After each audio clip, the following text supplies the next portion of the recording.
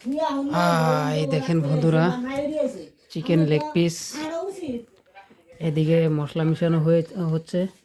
Chicken leg piece আমাদের professional chief, যদি কারো লাগে যোগাযোগ করতে পারেন আমাদের সাথে।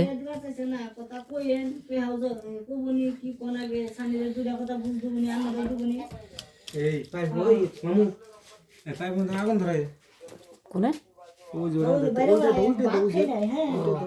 তেল যায় না।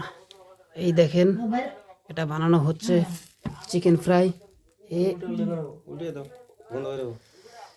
চিকেন ফ্রাই এটা এদিকে উল্টিয়ে দিচ্ছি। Chicken fry